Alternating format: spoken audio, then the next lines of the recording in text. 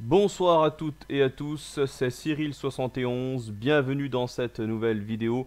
En ce vendredi 21 août 2020, en cette soirée de vendredi, je viens vous faire mon premier point ouragan en ce qui concerne l'activité sur l'Atlantique, sur le site Hurricane Center, tenu par la NOAA, l'institut météorologique qui surveille les ouragans et les cyclones également dans le Pacifique.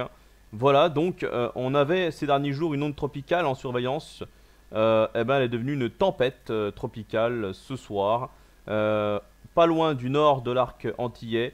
Elle a été baptisée Laura, à 1007 hectopascales, avec des vents autour des 80 à 100 km/h. Voilà, également de très fortes pluies. Attention, on va regarder l'aura de plus près dans quelques secondes. Avant, je vous montre les deux autres ondes tropicales, notamment celle-ci qui est en voie de développement et elle va se renforcer dans les prochains jours en se dirigeant notamment du côté du golfe du Mexique, ici. Voilà, elle va prendre une route plutôt nord-ouest et devrait donc devenir une tempête tropicale en se dirigeant plus tard du côté du Texas, qui est ici. Voilà, le Texas est là. Donc elle va prendre pile le milieu du golfe du Mexique dans les prochains jours et c'est là qu'elle deviendra plus dangereuse. Et de l'autre côté, au large du cap vert de l'Afrique, comme d'habitude, là où se développent la plupart des ondes tropicales, eh ben, on en a une nouvelle ici en surveillance pour l'instant qui est à 20%. Voilà, donc on va regarder l'aura de plus près et pour voir la route qu'elle va emprunter précisément. Là, on voit dans les prochaines heures, donc c'est le nord de l'arc antillais qui est concerné. Et ensuite, ça sera le tour de Porto Rico au cours de ce week-end, la République dominicaine également. Et ensuite, entre la fin du week-end et début de semaine, ça sera au tour de Cuba d'être pris, voilà, par l'aura. Et une fois que l'aura passé toute cette partie-là, toutes ces îles, on a également une partie du sud des Bahamas peut-être qui serait concernée ici.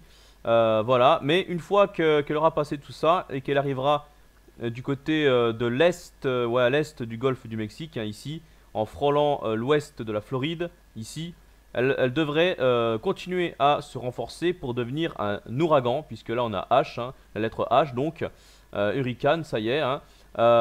Donc là, attention, ça va devenir très dangereux, notamment pour l'Alabama, le Mississippi et peut-être une partie, la partie sud-est de la Louisiane.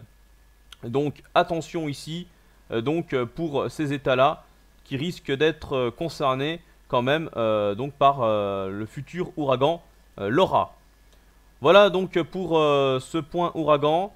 J'espère qu'il vous aura plu. J'ai dit tout ce que j'avais à dire pour ce point-là.